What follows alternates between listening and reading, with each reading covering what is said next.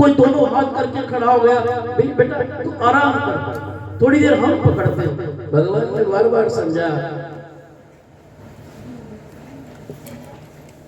लेकिन निवेदन करने पर भगवान ने जरा सी हल्की सी जैसे अपनी कन की उंगली हटाई तो सारी दबने को हो गई। संभालो संभालो संभालो, मुस्कुराए भगवान।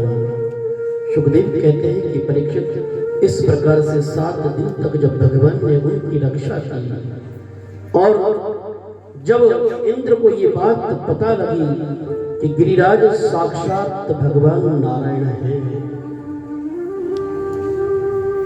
शर्मिंदा हुआ।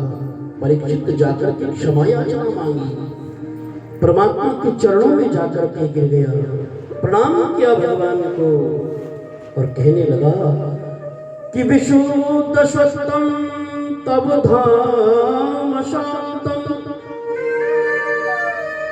तमोपयंत रजस्तमस्कम मायामयोऽयं गुणसंप्रवाहो न विद्यते ते ग्रहणबन्धः।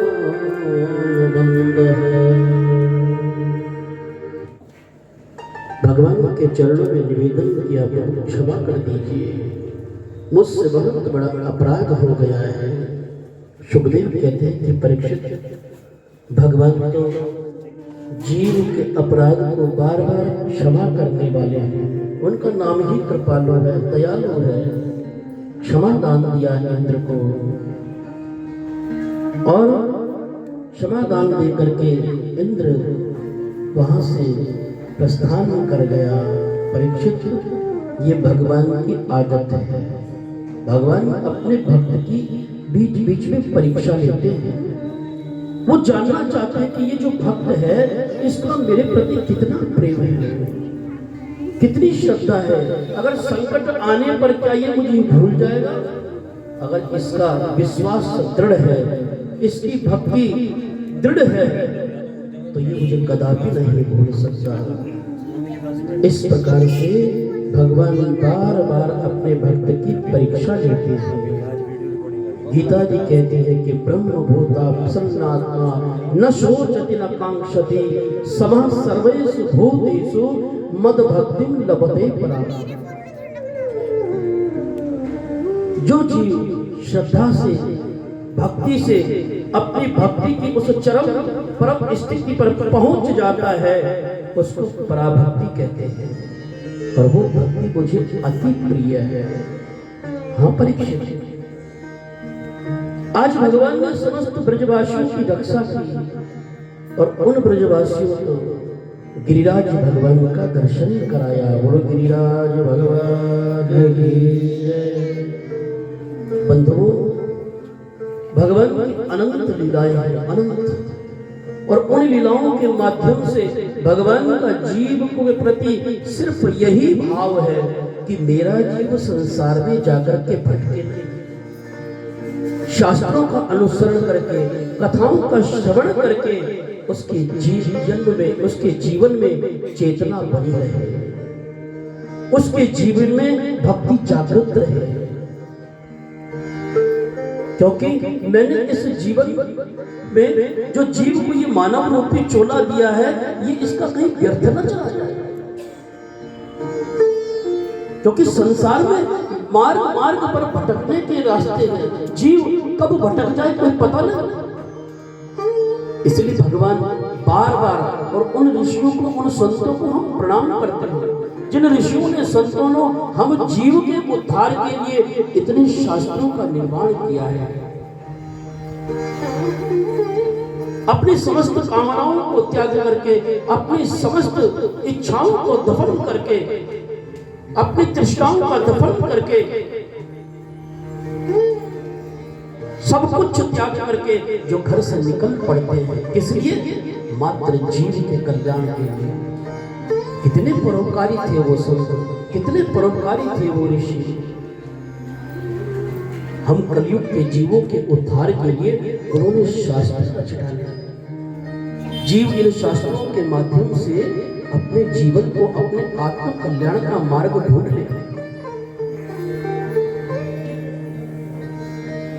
लेकिन हम जीवों की समझ में जल्दी से बात नहीं आती, बड़ा मुश्किल होता है, बड़ा मुश्किल। एक बार एक शिष्य गुरु जी के पास आया, बोले महाराज सत्संग तो रोज सुनता हूं लेकिन कोई फर्क नहीं पड़ता, मेरी तो समझ में ही नहीं आता। तो गुरु जी ने कहा कि देखो ऐसा करो, एक घड़ा लेकर के आओ और उसमें भांग भरी हुई हो, घुटी हुई। शिष्य बोला आज तक तो मैंने सुना था कि गुरु जी पागल हैं, लेकिन आज कन्फर्म हो गया। भला ये भांग का मेरा क्या लेना देना भांग से, लेकिन गुरु की आज्ञा थी। जाकर के एक भांग का भरा हुआ घड़ा लेकर के आया। गुरु जी ने कहा ऐसा करो, अब इसको गिलास एक एक गिलास करके पीते पीते पीते खाली कर लो। शिष्य बोला बड़े बुरे फंसे, सचमुच ये गुरु तो पागल नहीं, कहाँ पागल लगता है। कोई बात नहीं, गिलास भरा और पीछे फेंक दिया, दूसरा गिलास भरा पीछे फेंक दिया, घड़ा खाली कर दिया। बोले गुरु जी मैंने ये घड़ा खाली कर दिया। बोले बहुत अच्छा, नशा हुआ? बोले नशा कैसे होगा, नशा तो तब होगा ना जब मैं इस एक घूंट इसमें से कुछ पी भी लेता, मैंने तो सारी फेंक। तो गुरु जी ने कहा कि बस यही तेरे प्रश्न का उत्तर है। जब तक सत्संग को अपने अंदर नहीं उतारेगा तब तक प्रभाव पड़ने वाला नहीं है। सुना और उस पर अमल नहीं किया तो कोई फायदा नहीं। अच्छा भगवान ने हमें ये 2 कान दिए हैं, अगर एक कान बंद हो जाए तो सुनाई तो तब भी देगा या नहीं सुनाई देगा? सुनाई देगा। तो भगवान ने 2 क्यों दिए? मानो भगवान कह रहे हैं कि हे जीव, संसार में जो बात तुझे अच्छी लगती है उसको इधर से भी सुन और इधर से भी सुन और अपने अंदर उतार। लेकिन जो बात तुझे अच्छी नहीं लगती उसको इधर से सुन और इधर से बाहर कर। बड़ी सुंदर व्यवस्था भगवान ने हम जीवों के लिए बनाई है। कितने कल्याणकारी, कितने परोपकारी हैं भगवान। तो उनके प्रति हमारा इतना तो कर्तव्य बनता है कि नित्य प्रति उनकी शरण में जाकर के प्रणाम कर लिया जाए। आज सुखदेव जी महाराज परीक्षित को श्रवण कराते हैं कि ब्रजवासियों का उद्धार किया, गिरिराज भगवान के दर्शन कराए और समस्त ब्रजवासी भगवान गिरिराज का दर्शन पाकर के बड़े आनंदित थे, प्रसन्नता से बड़े आनंद हो रहे हैं। हाँ परीक्षित एक सुंदर लीला का दर्शन कराया और कहा कि एक दिन के बाद वो जो ब्रज मंडल है वो 84 कोस क्षेत्र में बना हुआ है। आज भगवान ने क्या किया, सुंदर श्रृंगार किया, पीत वस्त्र धारण करके और वन में जाकर के आज मुरली का नाद किया।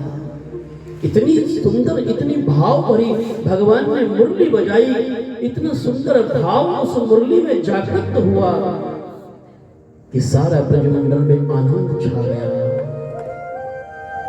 निशम्य गीतं नंदवंदनम ब्रजस्त्रियं कृष्णगृहीतमानसः आजमुरन्योन्यमलाक्षितोद्यमा सयत्र कावो जवलोलकुंडलः। जैसे उस मुरली की धुन ब्रजवासियों के गोपियों के कर्ण रंध्र में गई तो सारी गोपियां अपना अपना काम छोड़ करके उस मुरली की धुन की ओर भागती रही।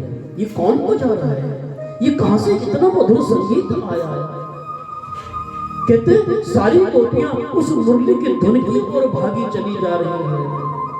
कोई भोजन पका रही थी, रोटी चूल्हे पे छोड़ करके भाग गई। कोई गाय धो रही थी, आधी कोई देने छोड़ करके चली गई।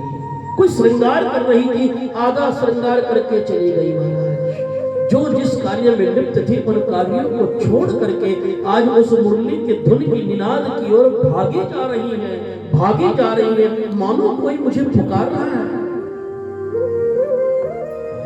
सुखदेव कहते हैं कि परीक्षित, बड़ा सुंदर भाव गोपियों का। और जैसे ही भगवान मुरली बजाते रहे तो आदरणीय सुखदेव जी कहते हैं कि राजन कि उत्तम पुरस्तादे तते चैत्या सिद्धि यथागतः दिन्ना पृषिकेश किमुधाधो सच्चा प्रियः। इन गोपियों का भगवान के प्रति जो अनुराग है, जो प्रेम है, विशुद्ध प्रेम है, विशुद्ध प्रेम है। भागी चली जा रही है और एक दो नहीं लाखों की संख्या में उस स्थान पर गोपियां पहुंच गई जहाँ भगवान जहाँ खड़े होकर के मुरली का निनाद कर रहे थे। भगवान ने कहा, ओहो इतनी गोपियां, आइए आपका स्वागत है। स्वागतम तो महाभाग प्रियम कारिणाणिवः ब्रजस्य नामं वयं वच्चे प्रोतागमन अवकारणम्। स्वागत है आपका, ये कृष्ण आपका स्वागत करता है, लेकिन ये तो बताइए कि आपके आगमन का कारण क्या है, कहां जा रही है? समस्त गोपियों के लज्जा से सिर झुक गए। सबके मन में एक ही भाव चल रहा है, खुद ही तो बुलाते हो और खुद ही पूछते हो। भगवान ने कहा अर्धरात्रि का समय है और इस समय में घर से निकलना ठीक नहीं है, और स्त्री जाति तो घर से रात्रि के बाद निकलना वैसे भी उचित नहीं है। इतने हिंसक जीव इस घने वन में रहते हैं और तुम अर्धरात्रि में सब कुछ त्याग करके चली आई। कि राजन्येषा घोर रूपा घोर सत्वा निषेवितः प्रतियात ब्रजम नेहास्तेयं स्त्रियास्त्रिवे सुमत्यः। ये समय तो आपका अपने परिवार में अपने परिवार वालों की सेवा करने का है, तुम सब कुछ छोड़ करके चली आई। गोपियां बेचारी क्या जवाब देती हैं, लज्जा से सिर नीचे हो गए। भगवान ने यहाँ आचार्य सुखदेव कहते हैं कि परीक्षित, भगवान अपने जीव की बार बार परीक्षा लेता है। पहले तो उसको अपने पास से बुलाता है और बुला करके फिर पूछता है कि क्यों आई हो। ये भगवान का नियम है। भगवान जानना चाहता है इस जीव के मेरे प्रति श्रद्धा कितनी है, इसका अटैचमेंट मुझसे है या संसार से है। क्योंकि संसार में रह करके जीव परमात्मा को नहीं पा सकता। भगवान कपिल ने कहा था माँ देवहूति को, माँ ये जो मन है ना, जब तक संसार में आसक्त रहेगा तब तक बंधन में रहेगा, और जब ये संसार से मुक्त हो जाएगा तो फिर बंधन मुक्त हो जाएगा। मन एवं मनुष्याणाम कारणम बंधन न मोक्षम। ये मन ही जीव का बंधन का कारण है और यही मोक्ष का कारण है। भगवान जानना चाहते हैं इन गोपियों का जो प्रेम है, ये सचमुच मुझसे प्रेम करती है, ये संसार से प्रेम करती है। सुखदेव कहते हैं कि परीक्षित, भगवान समय समय पर अपने भक्तों की परीक्षा लेते हैं। स्वयं बुला करके उनसे पूछा तो वो गोपियां भी कम नहीं थी। हाँ, उनमें से एक गोपी बोली, बताओ। भगवान ने कहा अच्छा बताओ, तुम अपने घर वालों से, परिवार वालों से या संसार से प्रेम करते हो या हमसे करते हो? तो एक गोपी उनमें थी जिसका नाम था राधा रानी, बोले हम बताएं। हाँ बोले बताओ बताओ।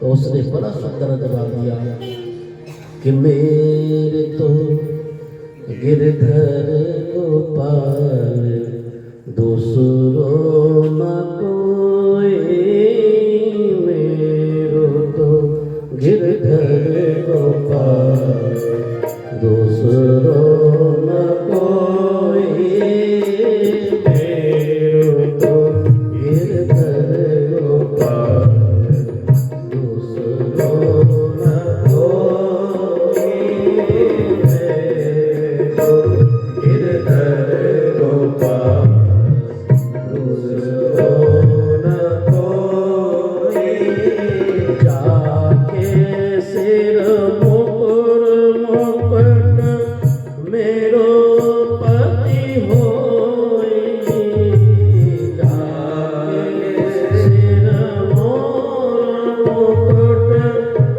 मेरो पति होई, मेरो तो गिरधर गोपाल दूसरो न कोई, मेरो तो गिरधर गोपाल दूसरो न कोई, अंशुवन जल सींच सींच प्रेम बेल बोई, अंशुवन जल सींच सींच प्रेम बेल बोई, अब तो बेल फैल गई, अब तो बेल फैल गई, अमृत फल हो, मेरे तो गिरधर गोपाल, मेरो तो गिरधर गोपाल दूसरो न कोई, मेरो तो गिरधर गोपाल, मेरो तो गिरधर गोपाल दूसरो न कोई, मेरो तो गिरधर गोपाल।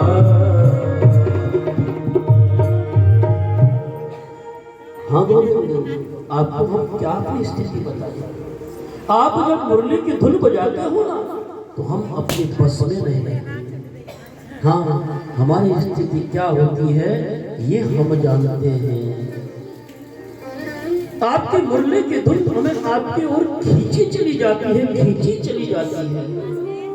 बड़े सुंदर भाव से वो गोपियां जवाब दे रही हैं और कह रही हैं कि तब कथामृतम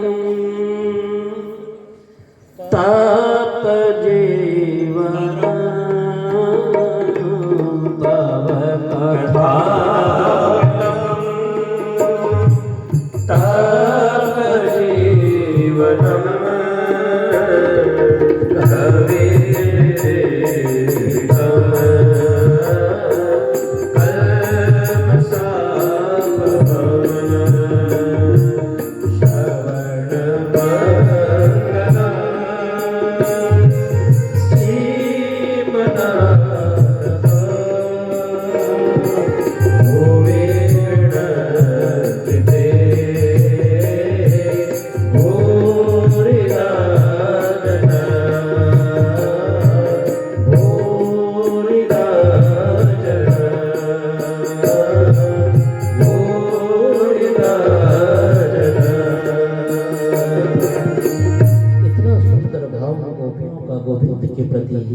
गोविंद जान गए कि इन गोपियों का प्रेम सच्चा है, इन गोपियों का प्रेम विशुद्ध है, इसी में इनके प्रेम में कोई किसी प्रकार की कामासक्ति नहीं है।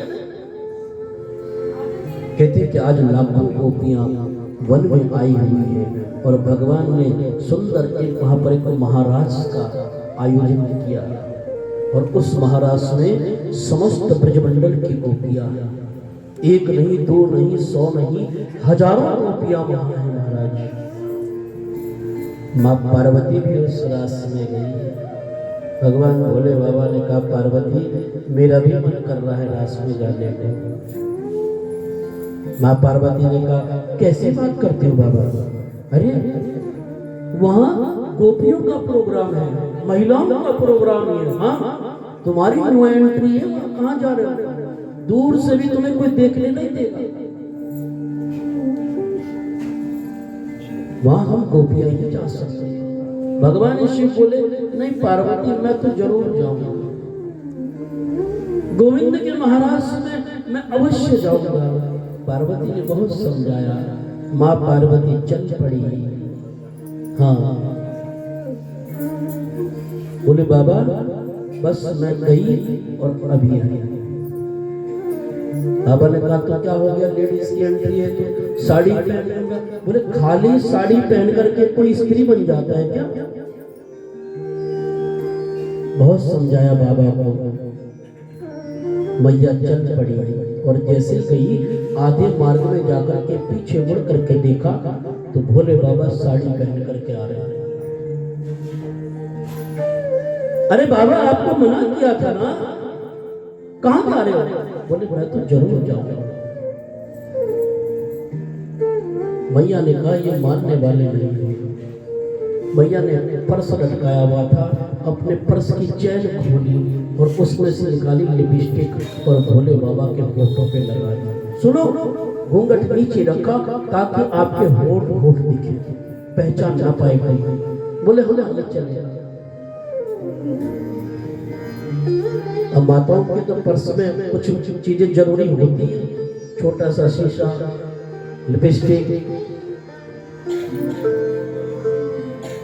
और जैसे महाराज ने भोले बाबा को तैयार किया और देखा दूर से महाराज हो रहा है। पार्वती मैया को कि आप चलो, मैं चुपके से बीच में किसी भी समय घुस जाऊंगा।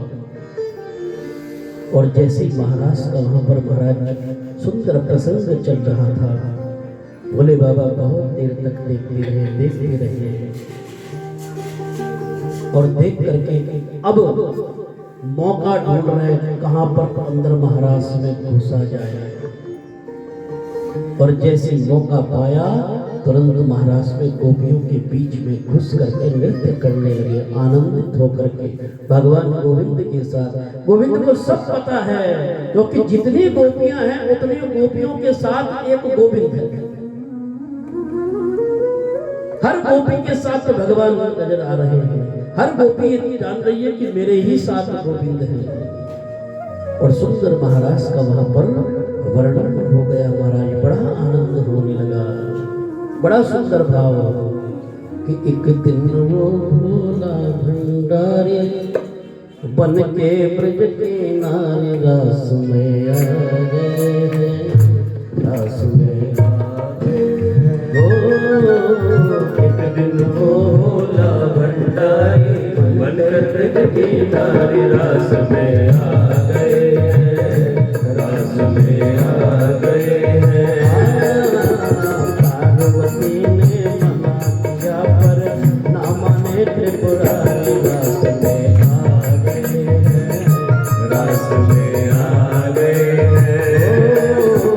पार्वती ने मना किया पर ना माने त्रिपुरारी, आ गए हैं।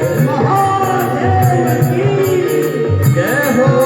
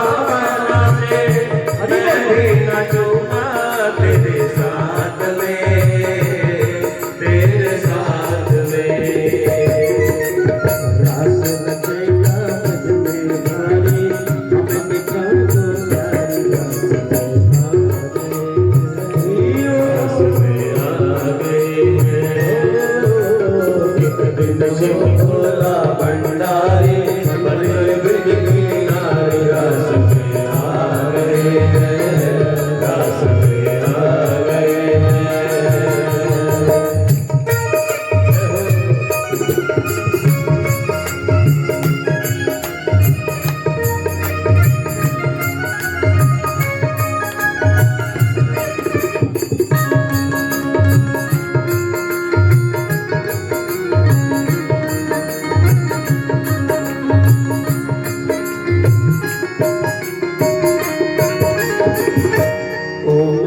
भोले स्वामी कैसे ले जाऊं अपने संग में हाथ संग में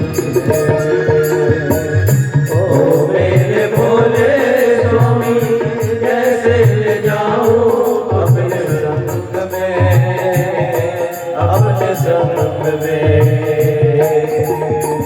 ओ मेरे भोले स्वामी कैसे ले जाऊं अपने साथ में अपने साथ में ओ मेरे भोले स्वामी कैसे ले जाऊं अपने साथ में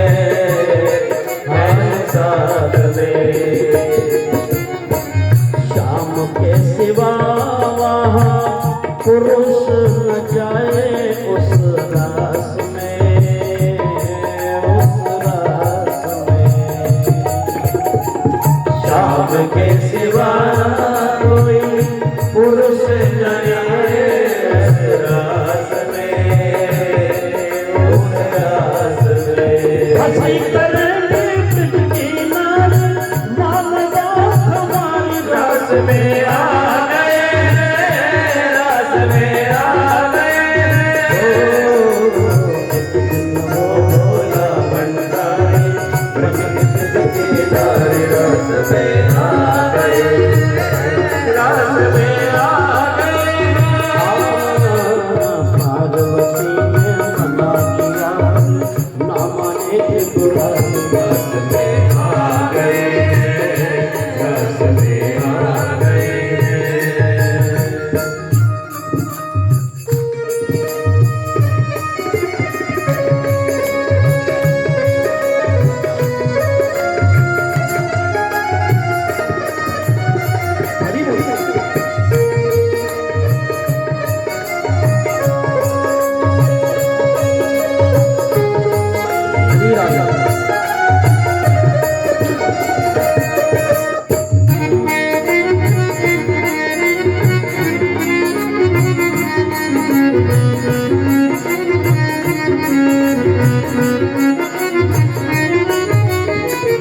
देखो जी एक बात बता रहा हूँ, कथा तो रोज होती है, सुनते भी हैं, लेकिन इन कथाओं का सुनने का एक ही माध्यम होता क्या?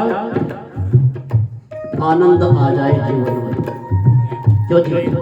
और उस आनंद को अगर हम उस आनंद में कुछ सहयोग कर रहे हैं, ये तो कथा तो हम कथा पढ़ते चले जाए तो जरूरत नहीं है भजन सुनाने की। हमारा भी यही भाव है कि आपको खूब आनंद आए, खूब आनंद आए। इसलिए यूं यूं मत झूलो, यूं मत झूलो। अगर इच्छा है तो उठ करके भगवान के लिए, किसी के लिए नहीं, परमात्मा के लिए ये उत्सव आज है, कल नहीं होगा, क्योंकि समय बड़ा अनमोल होता है। जो आज है वो कल नहीं मिलेगा। इसलिए जब भाव मन में जागृत होता है तो उठना चाहिए। और जिनके घर में हो रहा होता है उनकी तो जिम्मेदारी है। अगर यही कथा बैठ करके नहीं सुनेंगे, यही आनंद नहीं करेंगे तो बाहर के लोग भी आएंगे और उठ करके चले जाएंगे। इसलिए जिन्होंने इस आयोजन को जोड़ा है, भगवान की जिन पर कृपा हुई, अरे कृपा का आनंद लीजिए, लेना चाहिए।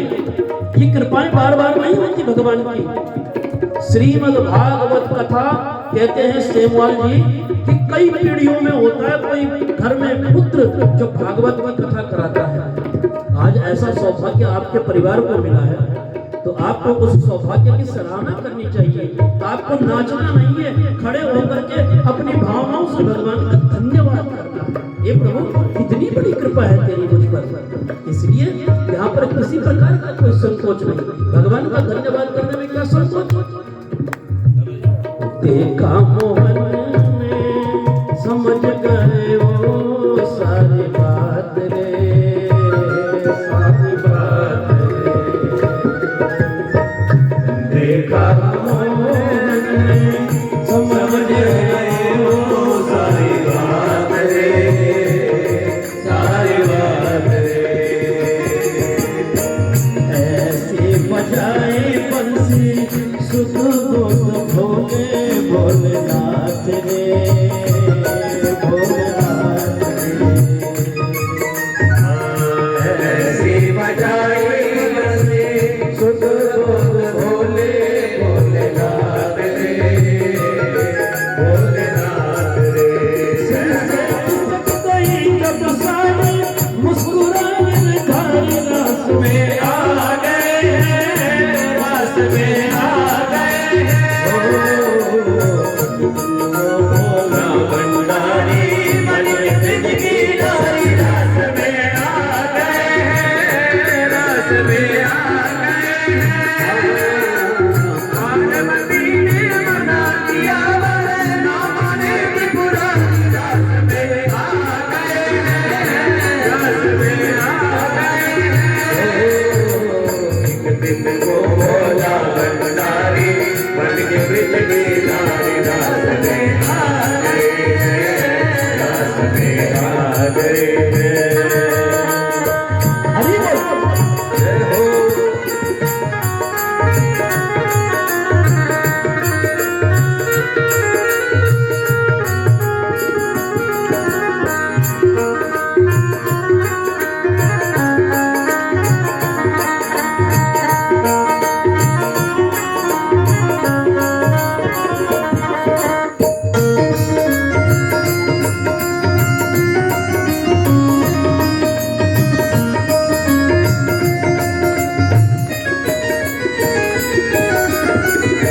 देखा मोहन ने समझ गए वो सारी बात रे, सारी बात रे। देखा मोहन ने जब समझ गए वो सारी बात रे, सारी बात रे। ऐसी बजाई बंसी सुध बोध भोले भोलेनाथ रे, भोलेनाथ रे। ऐसी बजाई बंसी सुध बोध भोले भोलेनाथ रे, भोलेनाथ रे।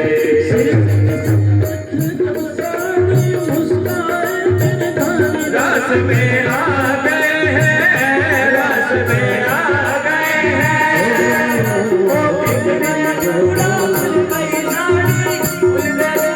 फुल गई साड़ी डाल चले बजवारी, रास में आ गए हैं, रास में आ गए हैं।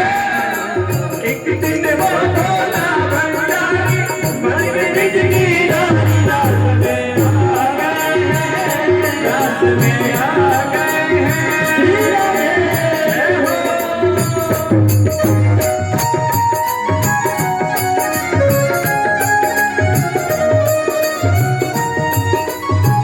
हरि बोल।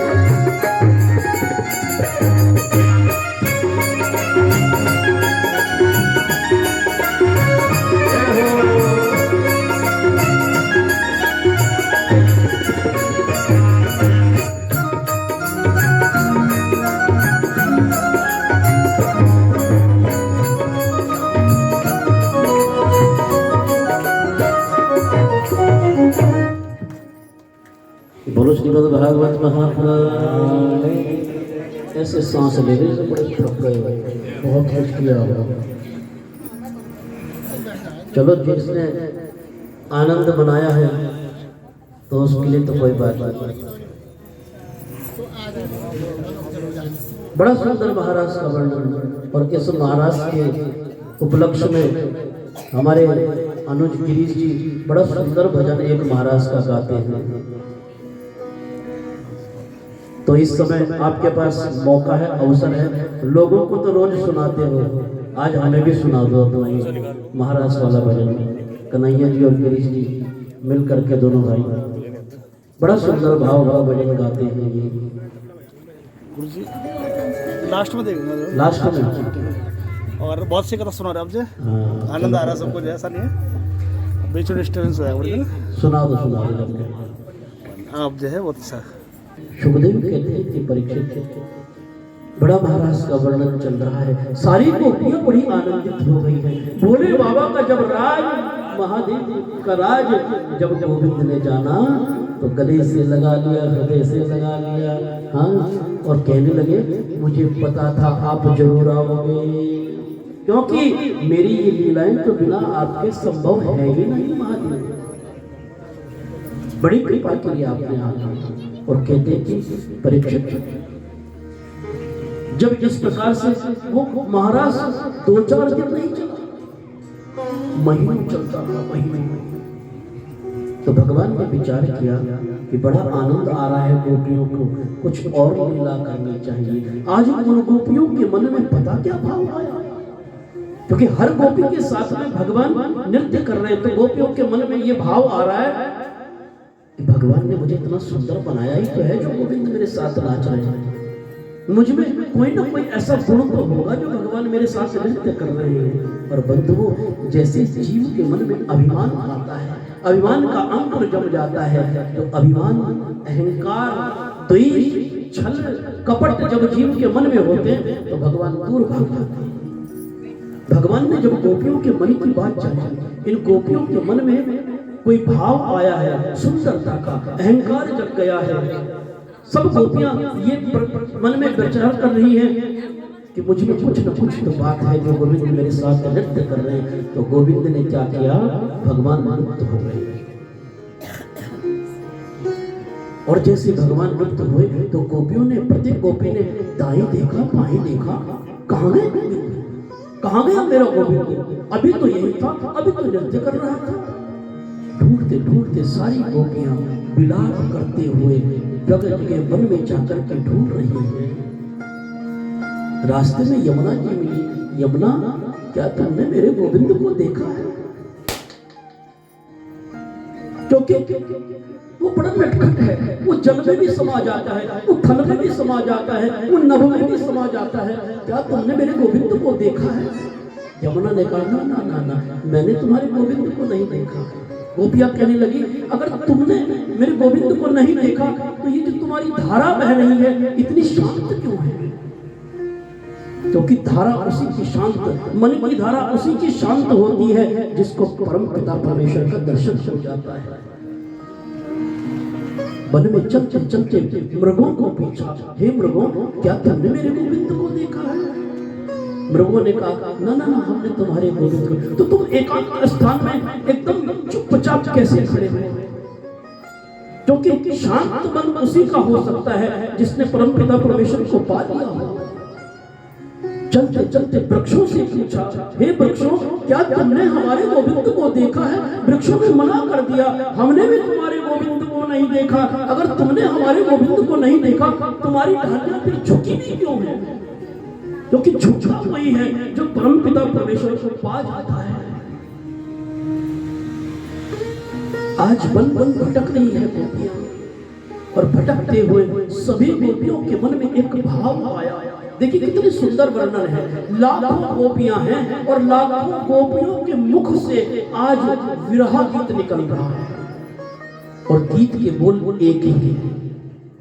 वरना दो आदमी हो, अब हम इनके साथ बैठे रहते, हम आपस में भी चले जाते, वो कुछ बोल रहा है, कुछ बोल रहा है, लेकिन जब भाव एक होता है तो मुख से वही शब्द निकलता है, जो यहाँ से निकलेगा वही यहाँ से निकलेगा। आज लाखों गोपियों के मुख से एक ही शब्द निकल रहे हैं, विरह रूपी गीत, और जिसको बोलते हैं गोपी गीत। बड़ा सुंदर वर्णन है गोपी गीत का भागवत जी में, हम आपको जरूर श्रवण कराएंगे। भानु जी, हम आपको 2-4 लाइनों के माध्यम से जरूर वो गोपी श्रवण कराएंगे। उन गोपियों का भाव, परमात्मा को पाने की जो जिज्ञासा है, वो जिज्ञासा उस गोपी गीत में भाव क्या है उन गोपियों का, वो आप श्रवण करेंगे। बोलो श्रीमद् भागवत महापुराण। गोप्या कुचुः जयति तेऽधिकाम् जन्मना मृगा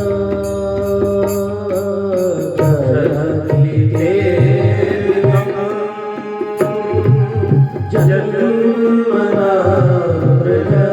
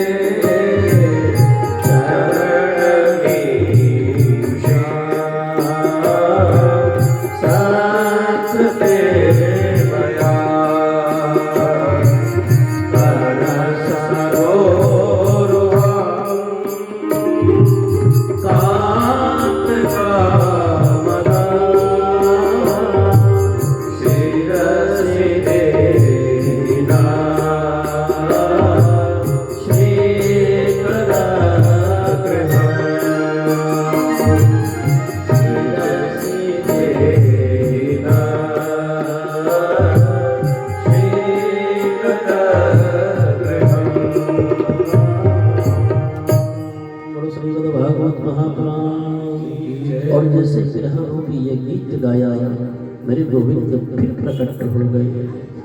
और जैसे गोविंद प्रकट हुए तो कोई उलाना नहीं है, कोई शिकायत नहीं है। जहाँ प्रेम होता है ना विशुद्ध, वहाँ कोई शिकायत नहीं होती, वहाँ कोई उलाना नहीं होता। हाँ, वहाँ नोक झोंक नहीं होती। फिर से रास प्रारंभ हो गया। बोलो सच्चिदानंद भगवान आनंदित होकर के रास में महाराज आनंद ले रहे हैं।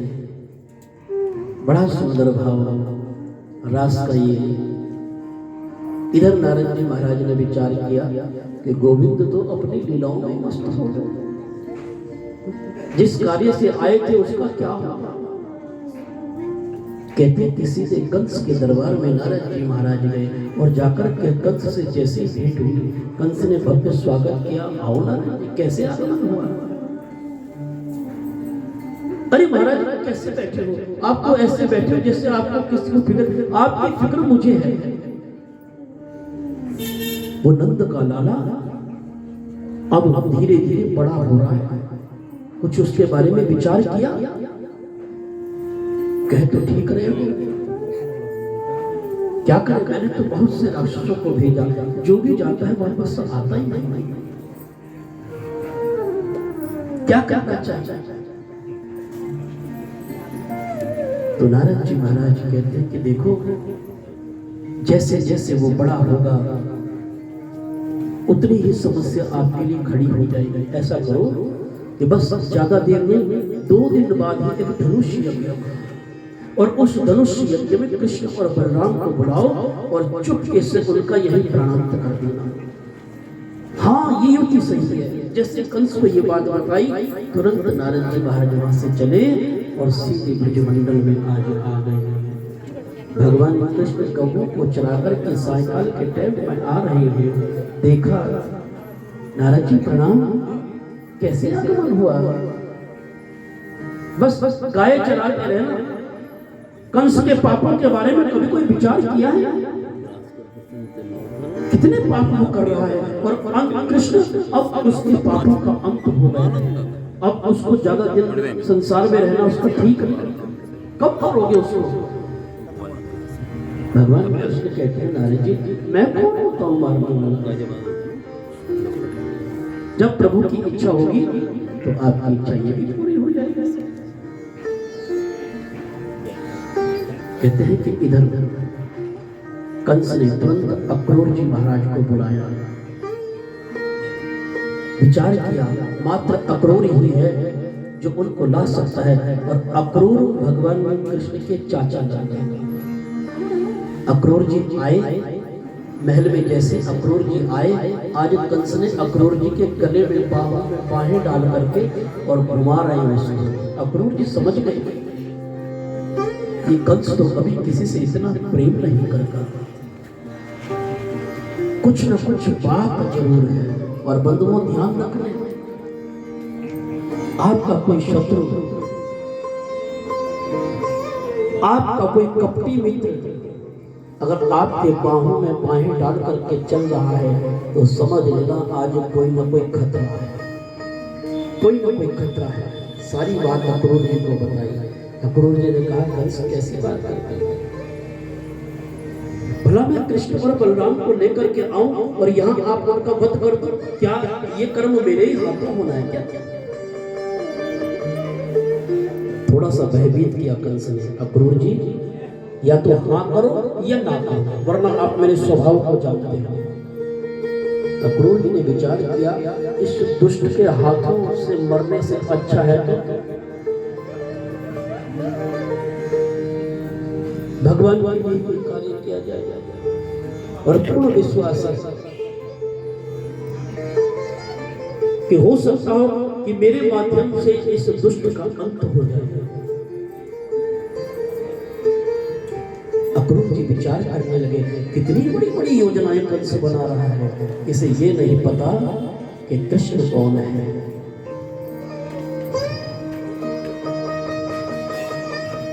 कहता कि अपना सोचा होता नहीं और उसका सोचा होए तत्काल, और चला बलि था स्वर्ग को और चला गया पाताल। आदमी योजनाएं तो बड़ी बड़ी बनाता है, लेकिन उन योजनाओं को पूरा करने वाला कौन है? साक्षात जगदीश्वर। उसकी इच्छा से पूरे हुए। अक्रूर जी महाराज चल दिए। सुखदेव कहते हैं कि परीक्षित, जैसे अक्रूर जी महाराज आज ब्रज की भूमि में आए और आकर के नंद बाबा के महल में गए। भव्य स्वागत हुआ। भगवान कृष्ण ने चाचा अक्रूर के पैरों को छुआ। आइए चाचा जी।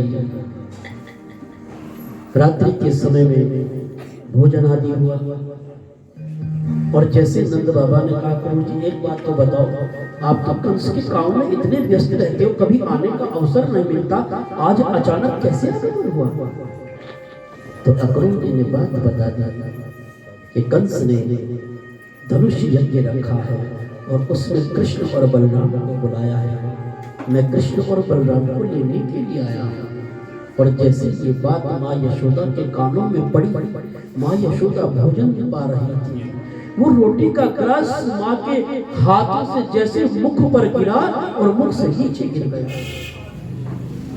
थोड़ी थोड़ी आई, क्या कह रहे हो काका, क्या कहा आपने, दोबारा क्या?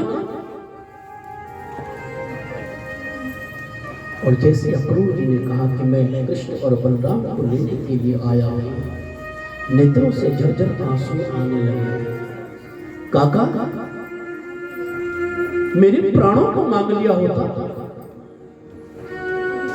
आपको जो धन संपदा चाहिए मैं सब कुछ देने को तैयार हूं, लेकिन मैं अपने प्राण भी दे दूंगी, लेकिन अपने कृष्ण को नहीं दे सकती। सुखदेव कहते हैं कि परीक्षित, आज माँ यशोदा ने सारी रात्रि अश्रुधारा में व्यतीत कर दिया। ये कैसे संभव हो सकता है? और जैसे प्रातः काल का समय आया तो पता क्या हुआ, सारे ब्रजवासियों ने नंद बाबा के महल को घेर लिया। वो लाखों गोपियां नंद बाबा के महल को घेर करके खड़ी हो गई। हम कृष्ण को नहीं जाने देंगे, हम कृष्ण को नहीं जाने देंगे, कृष्ण हमारे प्राण हैं।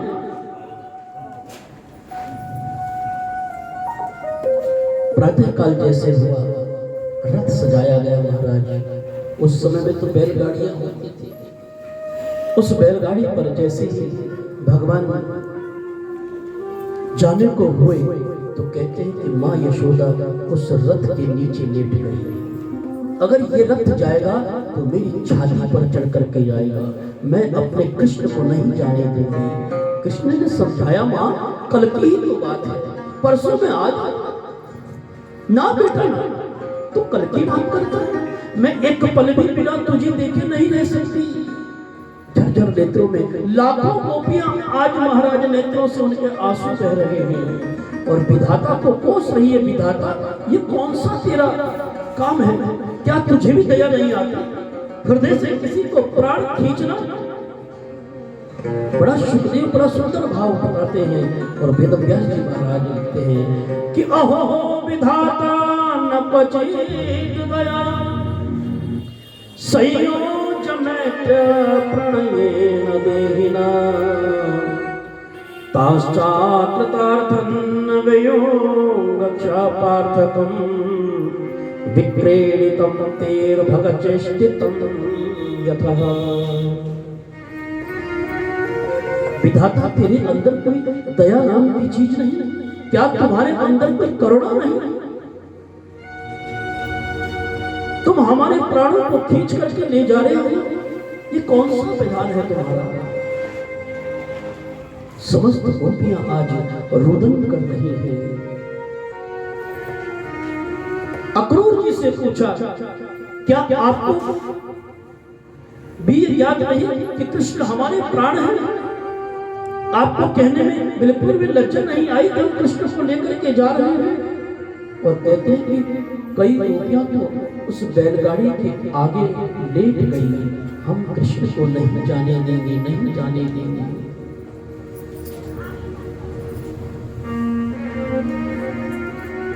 और एक गोपी तो उठ करके अक्रूर जी महाराज को क्रोधित होकर के कहने लगी, काका, अगर हमारे कृष्ण को कुछ हो गया ना तो तुम्हारी खैर नहीं।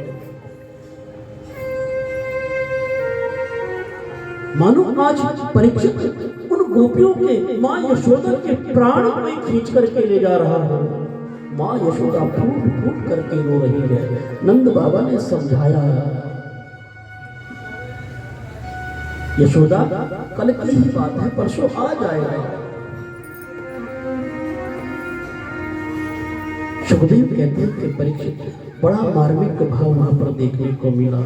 कृष्ण और बलराम माँ के चरणों में गिर करके हिचकियां लेकर के रो रहे हैं, विलाप कर रहे हैं, मैया चुप हो जाओ, मैया शांत हो जाओ। बलराम भैया ने कहा भैया मैं बड़ा हूं, मैं ध्यान रखूंगा छोटे भाई का, आपको मुझ पर विश्वास नहीं।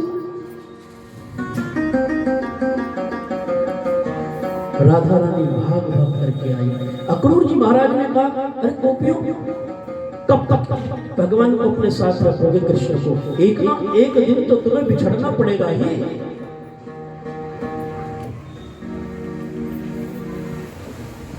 तो एक गोपी कूद करके आई और कहने लगी कि मैनू सावरा सलोना पसंद आ गया, पसंद आ गया, वो मेरे मन को भा गया, मैनू सावरा सलोना पसंद आ गया। ये साधारण कृष्ण नहीं, ये समस्त ब्रजवासियों के प्राण हैं। परीक्षित गोपियां तो गोपियां, उस ब्रजमंडल की जितनी गौएं थी सबके नेत्रों से अश्रुधारा बह रही थी। अंततः बलराम जी ने मैया को समझाया और दोनों भाई आज मथुरा के लिए चल दिए। सुखदेव कहते हैं कि परीक्षित बड़ा सुंदर वर्णन है मथुरा में। जैसे ही मथुरा में गए तो मथुरा में हजारों नर नारी, कोई छत पर खड़ा है, कोई अटारी पर खड़ा है, कोई मार्ग में खड़ा है और पुष्पों से महाराज पुष्प वर्षा भगवान कृष्ण के ऊपर हो रही है।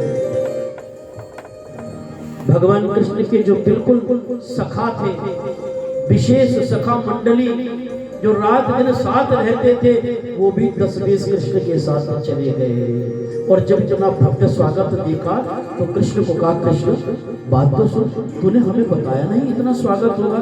अरे हम तो घर के मेले कुचेले कपड़ों में ही चल करके आ गए, कम से कम बता दिया होता हम ढंग के कपड़े तो पहन लेते।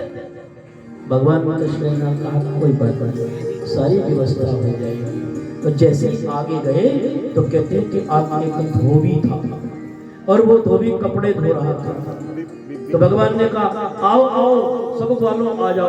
और धोबी के पास जैसे गए और धोबी को बोला धोबी मामा राम राम। और वो धोबी था कंस का।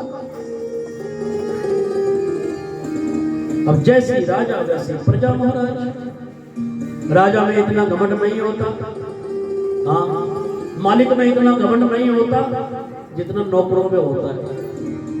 हमारे मालिक है। वो धोबी बोला कौन हो भाई?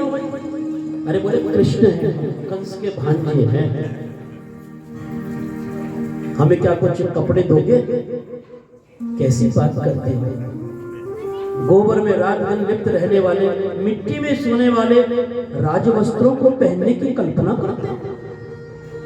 चलिए चलिए कोई कपड़े नहीं मिलेंगे। भगवान ने कहा मामा जी ऐसा क्यों धिक्कार, भांजे हैं हम आपके। लेकिन राजा की तरह प्रजा भी है। हाँ हाँ हाँ। एक राजा ने एक दिन रात्रि में बैंगन खा लिया। अब बैंगन खाया तो महाराज बड़ा स्वादिष्ट हुआ।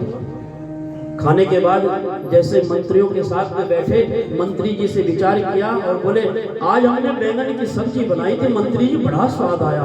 मंत्री जी बोले हाँ तो महाराज बैंगन तो होता ही स्वादिष्ट है।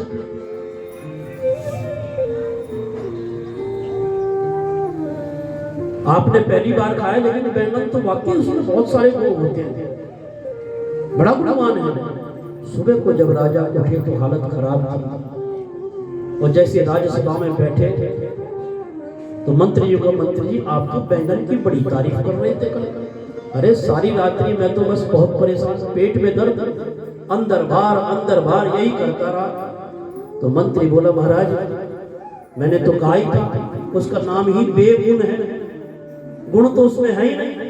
तो राजा बोला बड़े अजीब आदमी हो, रात में तुम कह रहे थे कि उसमें बहुत सारे गुण हैं और अब तुम कह रहे थे उसमें गुण नहीं है। तो बोले महाराज मैं नौकर बैंगन का नहीं हूं, मैं तो आपका नौकर हूं, आप जैसा कहोगे वैसे ही हम भी चलेंगे। आपकी हाँ में हाँ मिलाना हमारा कर्तव्य है। आज वो धोबी कंस की तरह क्रूरता दिखाते हुए मना कर दिया कृष्ण को। कृष्ण ने एक घूसा मारा, जाकर के राम राम सत्य हो गया धोबी जी का। उठाए कपड़े और बहनों को पहनो। अब वो कपड़े कैसे? जरा जरा से गोप हुआ। 11 वर्ष के कन्हैया को सखा कितने होंगे? कोई 12 का होगा, कोई 10 का होगा। छोटे छोटे से कुर्ता पहने तो ऊपर से नीचे तक कुर्ते से ढक जाए। सखाओं ने कहा कृष्ण ये क्या जोकर बना दिया, हम तो पहले ही ठीक थे। बोले कोई बात नहीं, चलो आगे। और जैसे ही आगे गए तो एक दर्जी की दुकान थी। दर्जी मामा राम राम। हाँ मथुरा से आए हो? आओ आओ बोलो बोलो। मामा ये कपड़े इनके नाप के सिल दिए। तुरंत कपड़े सिल दिए, आशीर्वाद किया। मामा जी आपकी दुकान खूब चले और चलती है। इतने का आज कपड़ा नहीं आता जितनी सिलाई हो रही। मजे आ रहे टेलर मास्टर। ये भगवान कृष्ण ने आशीर्वाद दे रखा उन दर्जियों को। उस जमाने का आशीर्वाद मिला हुआ है, आज तक आनंद कर रहे हैं।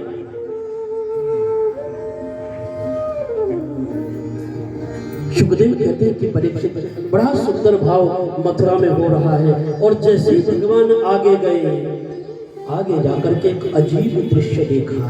क्या? एक स्त्री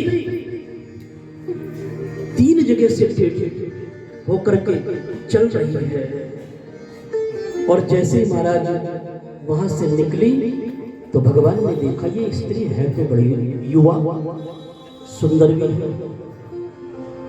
और जाकर के भगवान ने पूछा, सुंदरी आप कहाँ जा रही हो, कौन हो आप? अब वो जब 3 जगह से टेढ़ी थी तो उसको लोग वहां पूजा जाकर के पुकारते थे। सुखदेव कहते हैं कि परीक्षित जैसे भगवान ने पूछा आपका परिचय क्या है, कहाँ जा रही हो, कौन हो? एकातम वरोर वेतम दुहान लेपनम कास्यंगने वा कथयस्य साधुनः देया वयोरंग विलेपमुत्तमं श्रेयस्तस्तेन चिराद भवेष्यति। उसके हाथ में जब चंदन की कटोरी देखी तो भगवान कृष्ण ने आग्रह किया, ये आप हाथ में चंदन की कटोरी लेकर के कहां जा रही हो? जवाब दिया, मैं कंस के महल में रोज चंदन लगाने जाता हूँ। और कहते हैं कि साड़ी के पल्लू से ऐसे घूंघट उठाकर जब कृष्ण को देखा गदगद हो गए, मन आनंदित हो गया। भगवान कृष्ण कहते हैं कौन हो तुम, क्या है तुम्हारा नाम? वो सुंदरी कहने लगी, आपने मुझसे पूछा, मुझे सुंदरी का?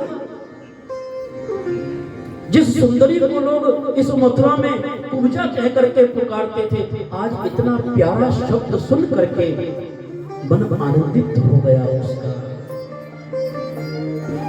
और मन आनंदित होकर के कहा कि प्रभु क्या मैं आपको चंदन लगा दूं? भगवान ने कहा हाँ हाँ लगाओ ना।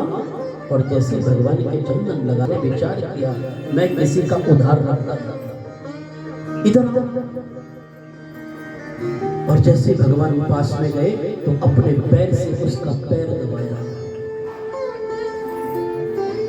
कृष्ण के सखा देख रहे, बोले कृष्ण बात सुन, अरे ये ब्रज नहीं है, वहां की गोपियां तो सब सहन कर लेती है। तुम रात दिन डरते भिड़ते रहो, कुछ भी कह दो सब। यहाँ तो महाराज कंस का राज चलता है, कंस का। क्या कर रहे हो?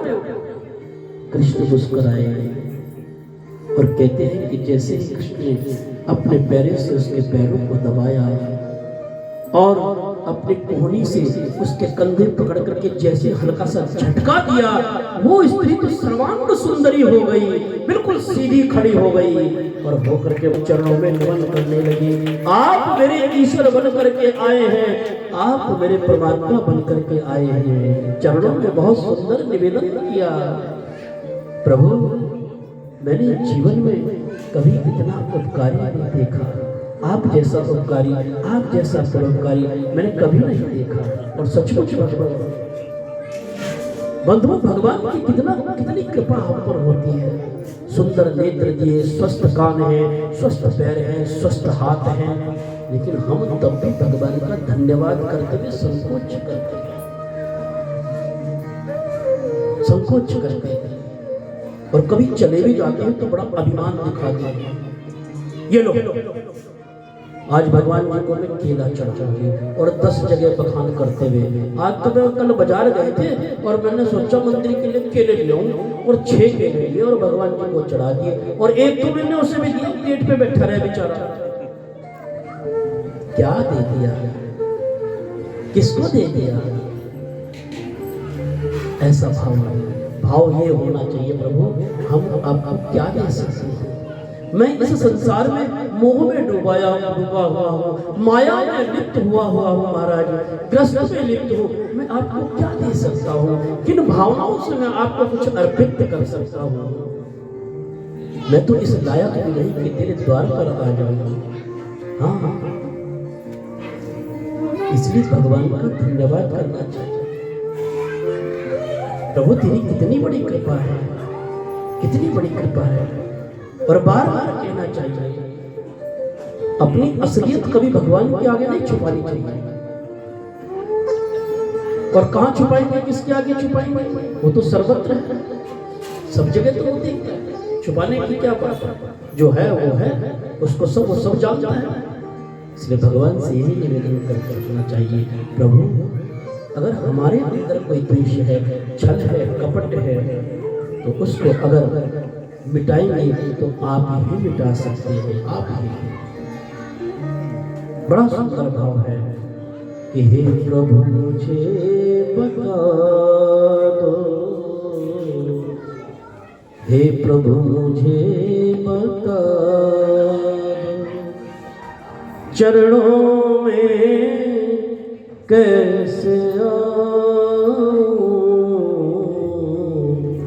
हे प्रभु मुझे बता दो, हे प्रभु मुझे बता दो, चरणों में कैसे आऊं, हे प्रभु मुझे बता दो, हे प्रभु मुझे बता दो, चरणों में कैसे आऊं, हे प्रभु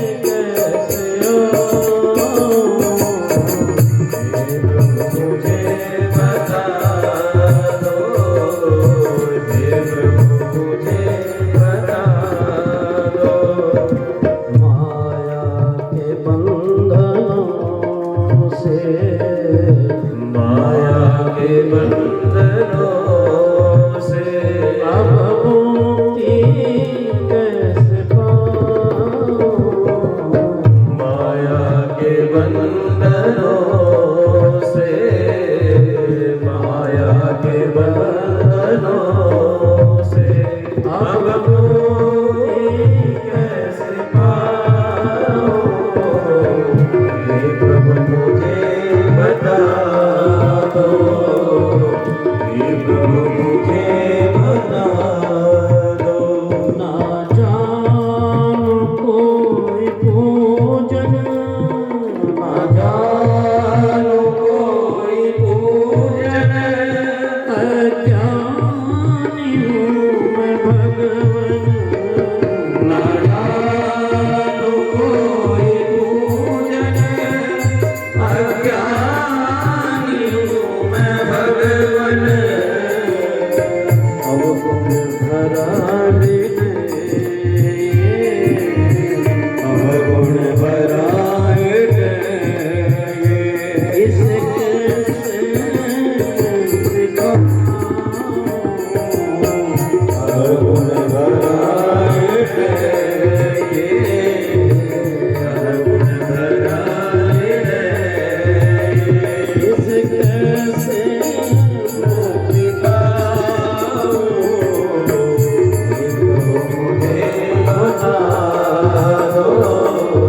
प्रभु मुझे बता दो, मैं हूँ पतित स्वामी, मैं हूँ पतित स्वामी, मैं हूँ पतित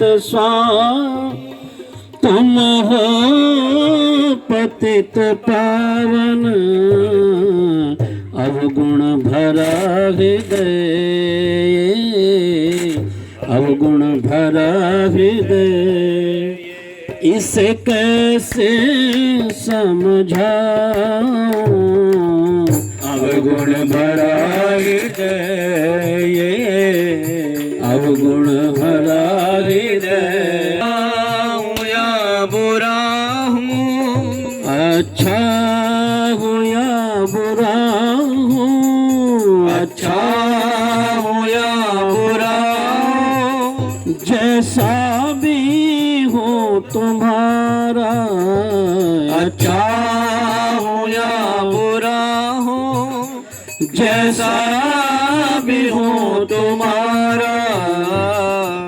ठुकराओ ना मुझे अब, ठुकराओ ना मुझे अब, चरणों में सिर झुकाओ, ठुकराओ ना मुझे अब, ठुकराओ ना मुझे अब, चरणों में सर झुकाओ। हे प्रभु मुझे बता दो, हे प्रभु मुझे बता दो, हाँ मैं कैसे आऊं, हे प्रभु मुझे बता दो, हे प्रभु मुझे बता दो, माया के बंधनों से, माया के बंधनों से, अब मुक्ति कैसे पाऊं, माया के बंधनों से, माया के बंधनों से, भगवन अब इतना कीजिए, भगवन अब इतना कीजिए, भगवन अब इतना कीजिए, भगवन अब इतना कीजिए, अपनी ही शरण लीजिए, भगवन अब इतना कीजिए, अपनी ही शरण लीजिए। वो प्रेम आप ही में, हो प्रेम आप ही में, हो प्रेम आप ही में, हो प्राण आप ही में, तुमको ना भूल पाऊं, हे प्रभु मुझे आप ही में, हो प्रेम आप ही में, तुमको ना भूल पाऊं, हे प्रभु मुझे बता दो, हे प्रभु मुझे बता दो, चरणों में कैसे आऊं, माया के बंधनों से, माया के बंधनों से, अब मुक्ति कैसे पाऊं, माया के बंधनों से, माया के बंधनों से, अब मुक्ति कैसे पाऊं, हे प्रभु मुझे बता दो, हे प्रभु मुझे बता दो, हरे राम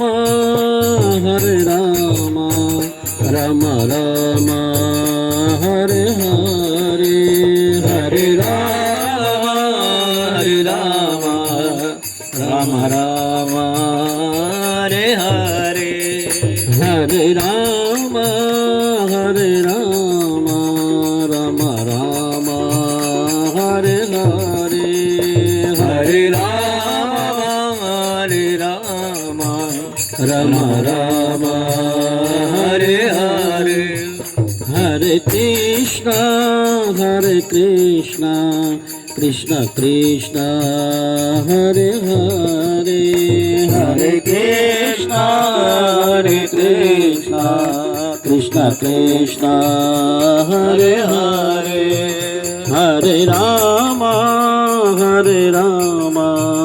राम राम हरे हरे हरे राम राम राम हरे हरे हरे कृष्ण कृष्ण कृष्ण हरे हरे हरे कृष्ण कृष्ण कृष्ण हरे हरे राम राम हरे हरे कृष्ण कृष्ण हरे हरे। बोलो श्रीमद् भागवत महापुराण की जय। सुखदेव कहते हैं कि परीक्षित इस प्रकार से उस सुंदरी ने भगवान के चरणों में स्तुति की और भगवान से निवेदन किया, प्रभु आप मेरी कुटिया में चलेंगे। तो भगवान ने उस सुंदरी को आश्वासन दिया कि मैं अभी किसी जरूरी काम से जा रहा हूँ, जब आऊँगा तो जरूर मैं तुम्हारी कुटिया में आऊँगा। परीक्षित धीरे धीरे आज भगवान उस कंस की यज्ञशाला की ओर पहुँच गए और जब धनुष यज्ञ में पधारे तो बड़ा सुंदर आयोजन जब वहाँ पर देखा तो कहते हैं कि उसी समय भगवान ने बाएं हाथ से धनुष को उठाया और जितनी देर में पलक झपकती है इतनी देर में ही धनुष को तोड़ डाला। लाखों नर नारियां उस धनुष यज्ञ में बैठी हुए हैं। आश्चर्य है, लेकिन भगवान सबको अलग अलग रूप में नजर आ रहे हैं। पहलवानों को भगवान पहलवान के रूप में नजर आ रहे हैं, राजकुमारों को भगवान राजकुमार के रूप में नजर आ रहे हैं। सबको अलग अलग देती है। नव युवतियों को भगवान कामदेव के रूप में नजर आ रहे हैं। जैसा जिसका भाव ऐसा को दर्शन हो रहा है। शास्त्र कहते हैं ना कि जाके रही भावना जैसी, जाके रही भावना जैसी, जाके रही भावना जैसी, जाके रही भावना जैसे, प्रभु मूरति देखी तीन कैसे, प्रभु मूरति देखे तीन तैसे, मंगल भवन अमंगल हारी, मंगल भवन अमंगल हारी, द्रवंश दशरथ अजर बिहारी, द्रवंश दशरथ अजर बिहारी। आज भगवान को सब अलग अलग स्वरूप में नजर आ रहे हैं। क्यों? भाव भरी दृष्टि, जिसका जैसा भाव वैसी ही दृष्टि बन जाती है। सबको अलग अलग नजर आ रहे हैं। सुखदेव कहते हैं कि परीक्षित पलक झपकते ही भगवान कंस के उस आसन पर चढ़ गए जहां कंस विराजमान था। थर थर कांपने लगा कंस महाराज, और जैसे ही भगवान सिंहासन पर पहुंचे तुरंत कंस के केशों को पकड़ करके जोर से जैसे ही खींचा सिंहासन से उतार दिया। चिल्लाया वो कंस, छोड़ दे मुझे कृष्ण, छोड़ दे। आज भगवान कृष्ण ने कहा, मामा याद कर वो पल जब तूने मेरी माँ के केशों को अपने हाथ में पकड़ करके रथ से खींचा था, क्षमा कर दे मुझे। आज कंस इस तरह से चिल्ला रहा है। सुखदेव कहते हैं कि परीक्षित क्षण भर में ही उन केशों को पकड़ करके खींच करके धड़ाम से जैसे ही धरती पर भगवान ने मारा, कंस का प्राणांत हो गया। बोलो श्रीमद् भागवत महापुराण की जय। सुखदेव कहते हैं कि परीक्षित तुम कितने भाग्यशाली हो, कितने तुम भाग्यशाली हो, तुम भी उसी वंश से संबंध रखते हो, इसलिए मैं तुम्हें भी प्रणाम करता हूँ। बड़ा सुंदर भाव सुखदेव जी परीक्षित को बता रहे हैं कि तदुपरांत भगवान मथुरा में आए, अपने राजा नाना उग्रसेन थे उनको गद्दी पर बिठा दिया, जिनको कंस ने कारागार में डाल दिया था अपने पिता को। और कारागार में डालने के बाद फिर आज कारागार से भगवान ने मुक्त कराया और उग्रसेन जी को राजगद्दी पर अभिषिक्त कर दिया। चाकर के आज अपनी माँ और पिता से जन्म लेने के बाद भगवान कृष्ण पहली बार मिले हैं। कारागार में गए, माँ को पिता को मुक्त कराया, प्रणाम किया। सुखदेव कहते हैं कि परीक्षित आज भाव से माँ पिता के चरणों में प्रणाम करते हुए भगवान कहते हैं कि अभयवादनशीलस्य नित्यं वृद्धोपसेविनः चत्वारि त्वस्य वर्धन्ते आयुर्विद्या यशो बलम। कृष्ण के माथे पर हाथ रख करके आज वसुदेव और देवकी ने आशीर्वाद दिया है, आयुष्मान भव, बुद्धिमान भव, दीर्घायुमान भव। और माता पिता पुत्र को क्या आशीर्वाद नहीं देते, सब कुछ देते हैं। सुखदेव कहते हैं कि परीक्षित आज मैया ने विचार किया, जब से मेरे लाला ने जन्म लिया है मैंने एक दूध की बूंद अपने लाला को नहीं पिलाई। आज मेरा लाला भगवान आज 11 वर्ष के हैं, तो माँ ने विचार किया कि आज मैं अपने हाथों से सुंदर भोजन बनाऊंगी कृष्ण के लिए, और भोजन बना करके सुंदर विभिन्न प्रकार के उसमें व्यंजन रख करके स्वयं अपने हाथों से अपने कृष्ण को खिलाऊंगी। और जैसी भाव मन में प्रकट हुआ, सुखदेव कहते हैं कि परीक्षित आज माँ ने इतने व्यंजन बनाए कि थाली में सारी कटोरियाँ ही कटोरियाँ भरी हुई नजर आ रही थी। सुंदर थाली को हाथ में ले करके जैसे ही माँ कृष्ण के कक्ष के द्वार पर पहुंची और जैसे ही माँ को कृष्ण ने देखा तो कृष्ण ने मुंह फेर लिया और मानो दीवार को पकड़ करके जोर जोर से रोने लगे। माँ ने विचार किया शायद मुझसे कुछ भूल हो गई है। इस दृश्य को देख करके माँ देवकी के हाथों से वो थाली छूट गई, रोती हुई बिलखती हुई वापस आई। वसुदेव जी ने कहा क्या बात है, क्यों इतनी भयभीत हो, क्यों रो रही हो? माँ देवकी कहने लगी क्या बताऊं, आज बड़े भाव से मैंने विचार किया था, जब से मेरा लाला पैदा हुआ मैंने एक बूंद उसे दूध की नहीं पिलाई। मैंने विचार किया आज मैं स्वयं अपने लाला को अपने हाथों से भोजन पाऊंगी, लेकिन जैसे ही मैं उसके कक्ष के द्वार पर गई वो तो जोर जोर से रोने लगा। जाकर के वसुदेव जी ने पूछा कृष्ण क्या बात है? कृष्ण बोले नहीं। वसुदेव जी ने उद्धव जी को बुलाया। उद्धव जी कृष्ण के परम मित्र हैं और एक मित्र ही दूसरे मित्र के मन की बात जान सकता है। जैसे उद्धव जी को बुलाया और कहते हैं कि उद्धव जी जैसे ही महल में आए और महल में आकर के जैसे ही वसुदेव को प्रणाम किया, काका कैसे याद किया?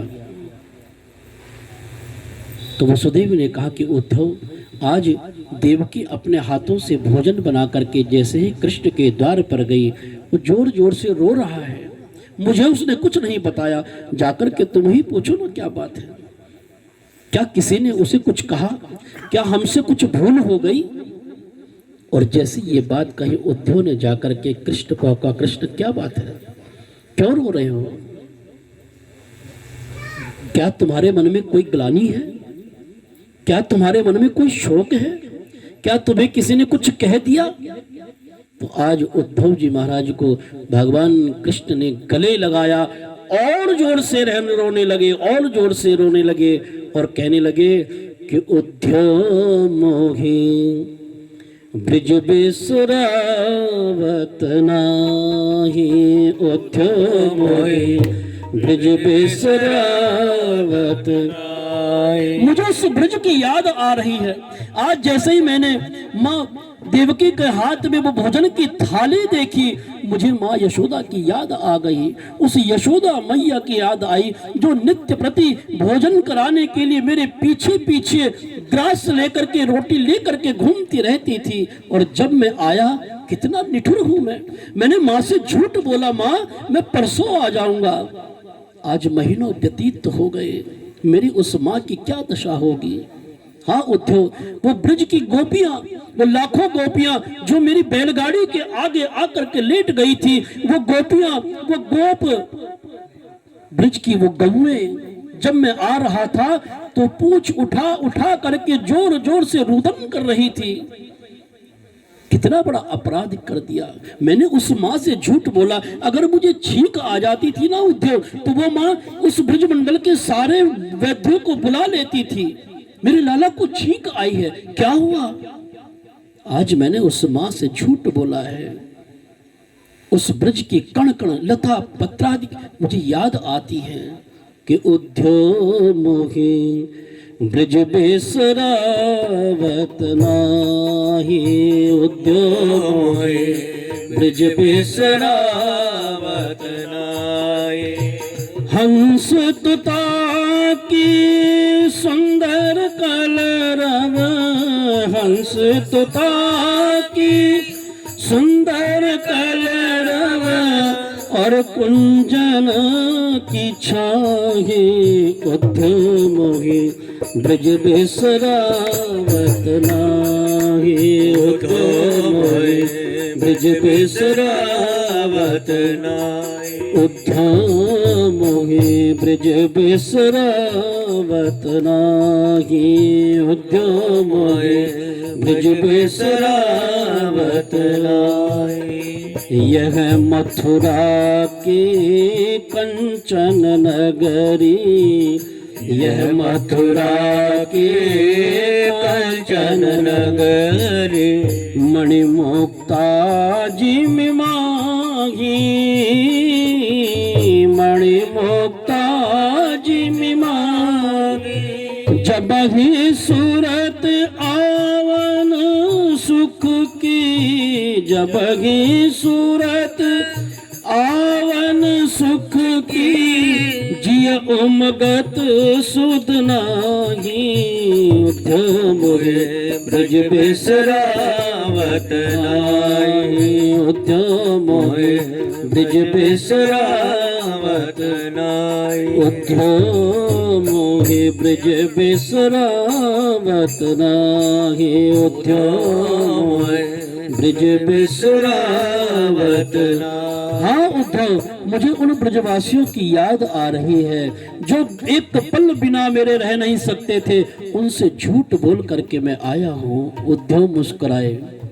कृष्ण, अरे तुम लीला करने आए हो, तुम साक्षात जगदीश्वर हो, परमेश्वर हो, तुम भी मोह माया में लिप्त हो गए, कैसी बातें करते हो। भगवान ने कहा, उद्धव एक बार उस ब्रज में जाकर के तो देख, उनका प्रेम तो देख। और जब भगवान का भक्त से प्रेम होता है तो भगवान कुछ भी करने के लिए तैयार हो जाते हैं। भगवान भक्त के प्रेम में इतने डूब जाते हैं, इतने डूब जाते हैं महाराज। आपने सुनी होगी कथा, जितने भी इस धरा पर राक्षस हुए ना, उन राक्षसों को जो शक्तियां प्राप्त हुई उनकी साधना के बल पर हुई। हिरण्यकश्यप की कथा सुनी थी ना, ब्रह्मा जी से वरदान मांग लिए, मैं दिन में न मरूं, रात में न मरूं, सुबह न मरूं, शाम न मरूं, हथियार से न मरूं, बानर से न मरूं, पशु से न मरूं। तो ब्रह्मा जी ने वरदान क्यों दिए? क्यों? उसकी तपस्या से प्रसन्न होकर के, उसकी साधना से प्रसन्न होकर के। भगवान भक्त से इतने प्रसन्न हो जाते हैं, साधना से, प्रेम से, भक्ति से भगवान इतने प्रसन्न हो जाते हैं कि वो भक्त के ऊपर न्यौछावर हो जाते हैं। आज भगवान कहते हैं कि उद्धव तुम्हें क्या पता, जाकर के एक बार ब्रज नगरी में होकर के तो आओ और जाकर के उन्हें मेरा संदेश सुनाओ, देख करके आओ वो ब्रजमंडल के समस्त गोप गोपियां, मेरी माँ, बाबा नंद, उनकी क्या स्थिति है, वो मुझे याद भी करते हैं कि नहीं।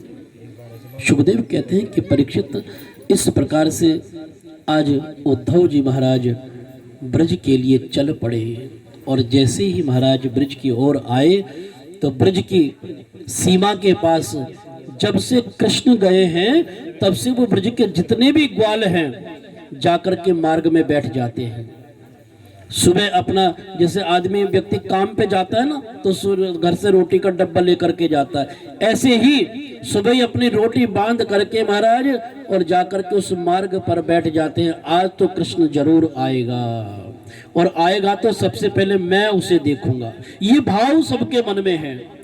और महीनों हो गए, रोज का उनका ये नियम बन गया।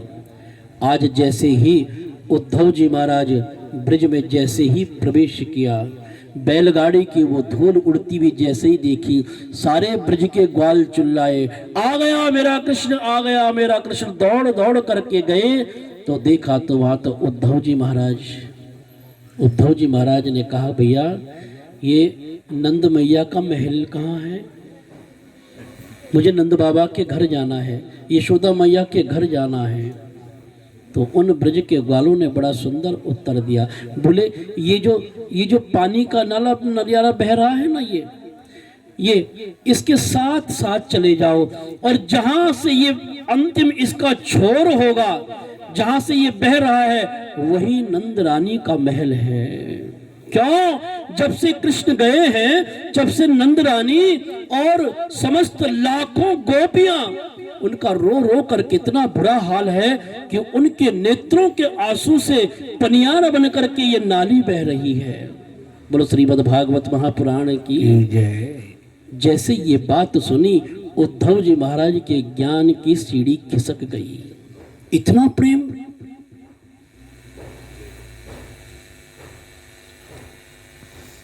इतना प्रेम कृष्ण से। और जैसे ये सुना महाराज, उद्धव जी के नेत्रों में आंसू आ गए विशुद्ध प्रेम देख करके। धीरे धीरे धीरे गए और जाकर के सीधे नंद रानी के महल में पहुंच गए। जैसे नंद रानी के महल में पहुंचे तो सुखदेव कहते हैं कि परीक्षित वहां पहुंच करके जैसे ही देखा नंद रानी की स्थिति, मन और माँ यशोदा की स्थिति, माँ यशोदा एक कमरे में पड़े हुए एक कोने में, और महाराज बेशुद्ध पड़ी है। आवाज लगाई उद्धव जी महाराज ने, मैया, ए मैया। तो जोर से बाहर दौड़ कर क्या, कौन है? शांत हो जाओ, मेरा लाला सो रहा है, जाग जाएगा। आज भी मैया को ये लगता है मानो मेरा लाला मेरे आंगन में सो रहा है।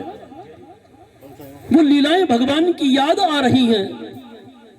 बैठ जाओ, मैंने कहा अच्छे पर बैठ जाओ। और इस प्रकार से उधर बैठ जाओ, मैंने कहा। उन स्थितियों को देख करके उद्धव जी महाराज के नेत्रों में आंसू आ गए।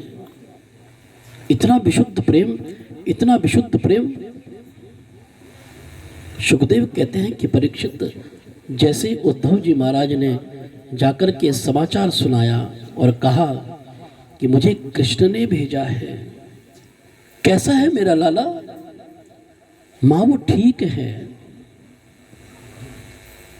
रात्रि का समय व्यतीत हुआ और प्रातः काल की बेला में जैसे ही उद्धव जी महाराज ने मैया से कहा, मैया मैं गोपियों से मिलना चाहता हूं। आज उस स्थान पर उद्धव जी महाराज पहुंचे जिस स्थान पर गोपियां भगवान जब से गए हैं तब से महाराज विरह रूपी अग्नि में जल रही हैं, नेत्र में आंसू लिए हुए नित्य प्रति यही बातें करती है, यही बातें करती है। कृष्ण कहाँ होगा, कैसा होगा, कितना निर्दयी हो गया है, एक बार मुड़ करके भी नहीं आया। और बंधुओं, गोपियों का ये आंतरिक विशुद्ध प्रेम था भगवान के लिए। आज उद्धव जी महाराज ने जब उन गोपियों की वार्तालाप को श्रवण कर रहे हैं, गोपियां आपस में वार्तालाप करती हैं, अरे बात सुन, रात वो मेरे सपने में आया था और सपने में आकर के फिर वही हरकत, मैं जल लेकर के आ रही थी और मेरी मटकी फोड़ डाली। कोई कुछ कहती, कोई कुछ कहती। बराबर में बैठी राधा रानी एकांत बैठी हुई थी। पूछा, राधे क्या तुझे भी कृष्ण सपने में आते हैं? तो राधा रानी के नेत्रों में आंसू आ गए। बोली, सपना तो तब आएगा ना जब नींद आएगी। जब से कृष्ण गए हैं ये आंख सोई नहीं है, उसकी विरह में रोती चली जा रही है। उद्धव जी ने जैसे ही सुना, नेत्रों में आंसू आ गए। उन गोपियों के प्रसंग की बातें सुनते सुनते उद्धव जी महाराज कृष्ण को आए थे, कृष्ण मैं ज्यादा देर रुकूंगा नहीं तेरे यहाँ, सुबह जाकर के शाम को वापस आ जाऊंगा। भगवान ने कहा तो एक बार जाकर के तो देख। उस ब्रजमंडल में जब उद्धव ने देखा, जितनी गौवें थी सबके नेत्रों में अश्रुधारा बह रही है, कोई गाय घास नहीं खा रही है। गोपियों के प्रेम में इतने लुप्त हो गए उद्धव जी महाराज कि पता नहीं कितना समय व्यतीत हो गया। सुखदेव कहते हैं कि परीक्षित, आज उन उद्धव जी महाराज को जिन्होंने कहा था कि मैं सुबह जाकर के शाम को आ जाऊंगा, सुखदेव महीनों हो गए, महीनों। उन गोपियों की बातें सुन करके उद्धव का मन रोम रोम उसका प्रेम से भर गया, प्रेम से भर गया।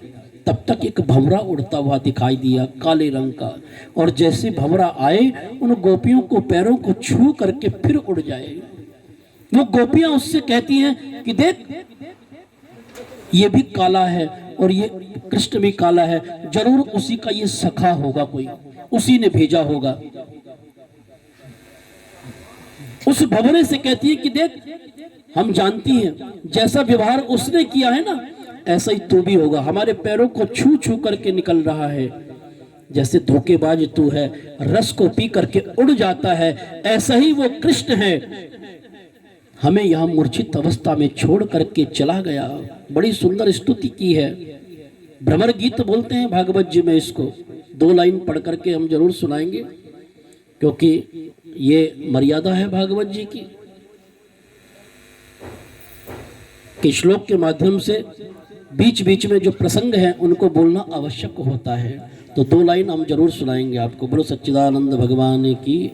ये भ्रमर गीत बोलते हैं कि मधुपकितव बंधो मास्पृशांग्रे सपत्न्या, मधुपकितव बंधो मास्पृशांग्रे सपत्न्या, कुचाविलोलित माला कुंकुमाश्नुभिर्ना, वहतु मधुपतिस्तन मानिनीना प्रसादम, यदु सदसि विडम्ब्य यस्य दोत्स्वामि दद्र, मधुपकितव बंधो मास्पृशांग्रे सपत्न्या।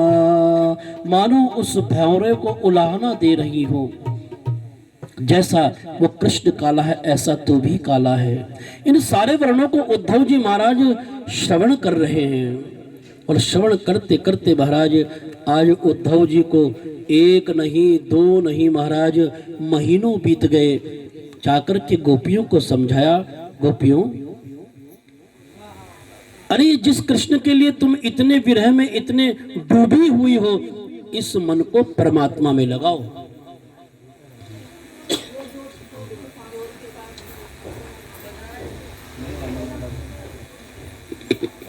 इस मन को परमात्मा में लगाओ। जितना भाव जितनी श्रद्धा तुम्हारी कृष्ण में है ना, ये भाव श्रद्धा परमात्मा में लगाओ। बड़ा सुंदर भाव। उन गोपियों ने जवाब दिया, उद्धव किस मन की बात करते हो, मन तो एक ही होता है ना, कोई 10-20 थोड़ी होते हैं। और वो गोपियां कहती हैं कि उद्धव मन न भये 10-20, उद्धव मन न भये, उद्धव मन न भये 10-20, उद्धव मन न भये 10-20।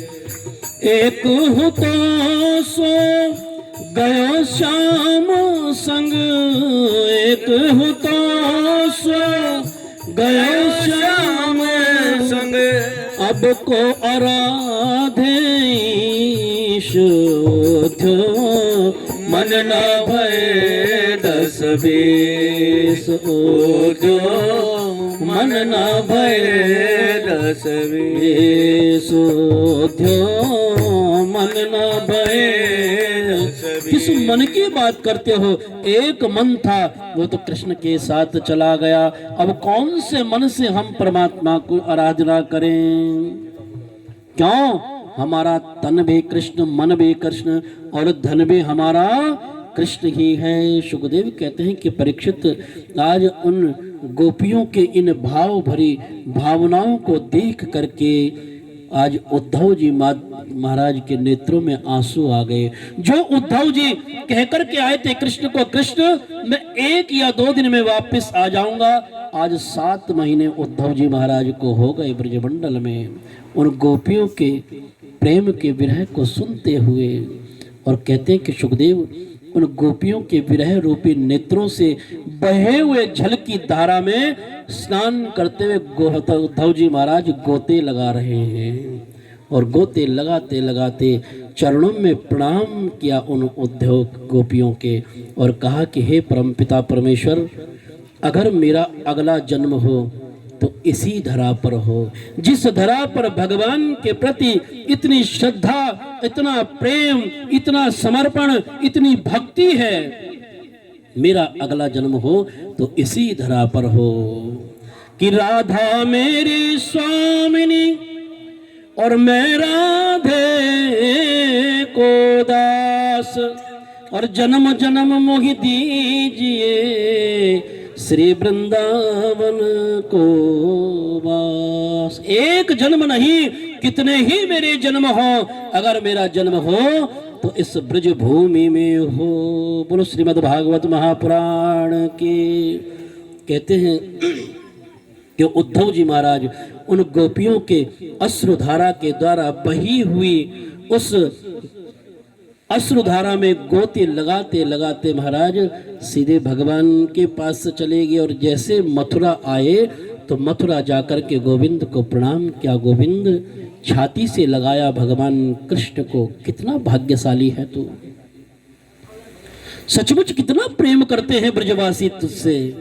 तूने बहुत बड़ी भूल की है जो उनको छोड़ करके आया है। आज भगवान कहते हैं कि उद्धव, जानते हो प्रेम की परिभाषा, ज्ञान से बड़ा होता है प्रेम। ये प्रेम की परिभाषा है।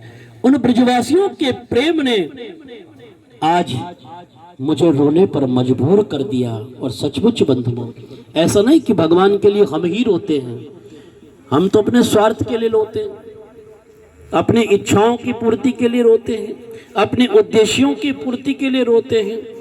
प्रभु मुझे ये दे दे, वो दे दे, अपने मांग पूर्ति करने के लिए रोते हैं। लेकिन भगवान भी रोते हैं तो सिर्फ और सिर्फ भक्त के प्रेम के लिए रोते हैं। आज भगवान कृष्ण रोए हैं उन ब्रजवासियों के विशुद्ध प्रेम को देख करके। छाती से लगाया उद्धव को और कहा कि उद्धव जरा नेत्र बंद कर दो। और जैसे उद्धव ने नेत्र बंद किए, भगवान ने कहा अच्छा अब नेत्र खोल। और जैसे उद्धव ने नेत्र खोले तो देखा सारा ब्रजमंडल भगवान के समीप खड़ा है, समस्त गोपियां भगवान के संग में खड़ी हैं। और देख करके उस झांकी को देख करके, दर्शन करके उद्धव जी का मन आनंदित हो गया, चरणों में गिर गया भगवान कृष्ण के। कृष्ण सचमुच प्रेम में बड़ी ताकत होती है। बोलो श्रीमद् भागवत महापुराण की। बड़ा सुंदर भाव। क्या करें, लाइट की बड़ी समस्या। हम तो कई भाव सुना देते हैं आपको, 1-2 भजन भी न सुनाते इसमें, लेकिन बिना लाइट की थोड़ा सा दिक्कत तो होती है। और कथा तो बोलनी है।